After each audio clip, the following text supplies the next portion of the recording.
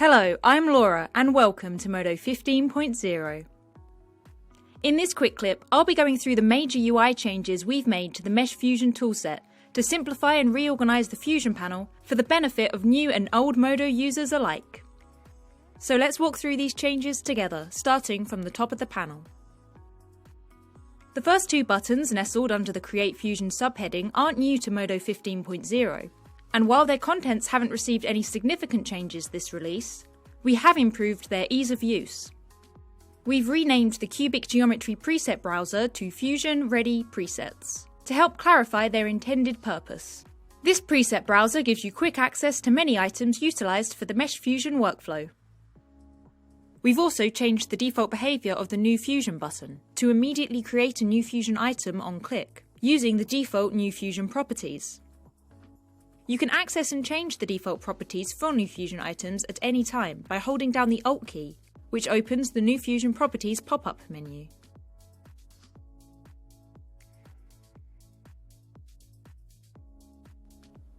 Fusion Modes is one of the more front-facing changes to the Mesh Fusion UI.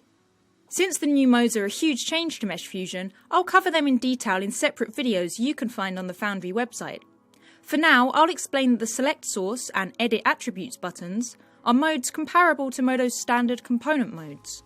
So depending on what you want to do in Mesh Fusion, you will enter either one of these modes. Fusion modes also appear in the toolbar above the 3D viewport when you select a Mesh Fusion item. This way you'll have constant visibility on your active mode without being restricted to the Fusion panel. The Set Mesh Roles section of the Fusion panel is for all the various standard roles and also surface strip roles.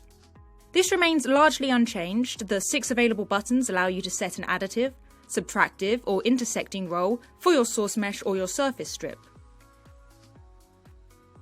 We have moved the Clear Mesh Role option to below these buttons because Clear Mesh Role now also affects surface strips. The Viewport Shading Preset subheading has a drop-down menu full of 3D viewport presets optimized for the Mesh Fusion workflow. The Polygon Opacity setting is there for you to control the opacity of visible source meshes. But be aware it's only compatible with the Advanced Viewport and the Advanced Viewport presets. Lastly, under the Additional Tools subheading is an option to select all source meshes. And the Fusion Utilities pop-up menu, which contains a selection of useful tools and commands for users who are more familiar with Mesh Fusion. If you'd like to know more about the Fusion Utilities toolset and how it can be used in the new Mesh Fusion workflow, be sure to check out our online Modo documentation, which covers each tool shown here in detail.